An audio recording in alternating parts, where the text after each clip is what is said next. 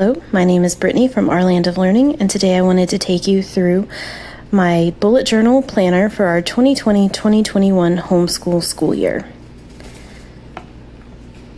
So we start with the front of the planner has 2-page spreads for my calendars. I like to have nice big spreads so I can write down anything we might be doing that day, from appointments to holiday stuff. We tend to stay pretty busy and our calendar fills up. So I wanted to make sure that I had plenty of room. Our school year is going to run from August to June. So that's what I have in this planner.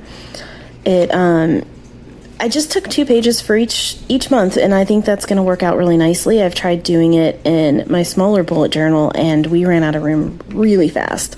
So this year I got a nice big one, and I am hopeful that it does the job.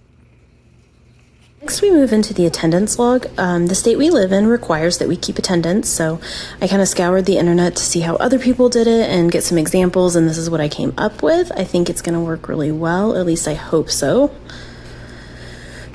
Next, we get into our weeklies. This is where I put everything that we're going to do every week. Some stuff we do daily, some stuff we don't. So on Mondays, Wednesdays, and Fridays, we're going to be doing math. Tuesdays and Thursdays, we'll do grammar, and then some things we do every day, like history. I have these going through for the entire school year. And like I said, some things we're going to do every day. I think we're going to be doing typing every day. Then we get to the reading logs. I have one for our read alouds. We do a lot of read alouds, and I thought it would be really nice to see what all we read aloud throughout the school year. And then I have one for each of my kids, my 4th grader and my 2nd grader. I left a blank page in case we needed to add more. And then after that, we get into the most exciting part of my planner, the unit study planning.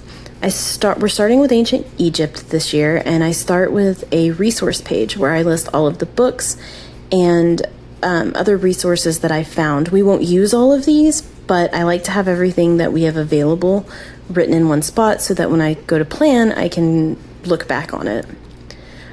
This is going to be a 7-week unit study, so I have it completely planned out.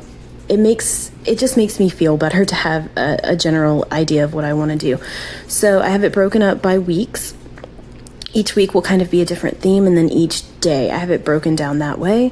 Whenever it is time to put it into our weekly spreads, I will just transfer this information into the weekly spreads at the front of the planner.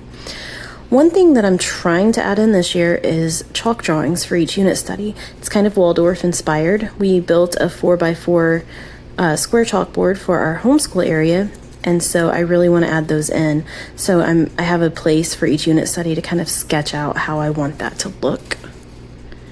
Because we're doing a lot more hands-on projects and art, I have included a shopping list for each unit study.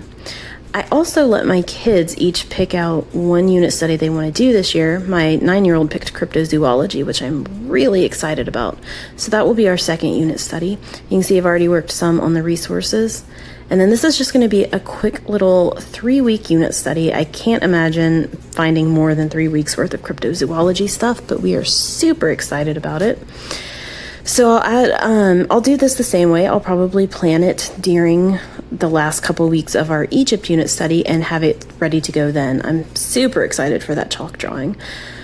With this being an election year, I thought it would be a great idea to start introducing civics to my kids. They are in 2nd and 4th grade, so they're still kind of young, but we're going to do an American government unit study that's going to coincide with ending around the time of the election.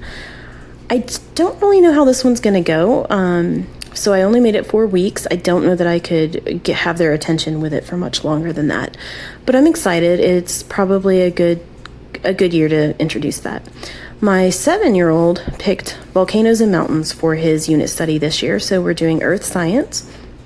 I'm really excited about this one. We're going to get to add in fun projects like building a volcano and, the layers of the earth and stuff like that. So I made this one 6 weeks because I think that we won't have any trouble filling this 6 weeks up. I'm pretty excited about it. and so is my son. I think we're going to have a lot of fun with it.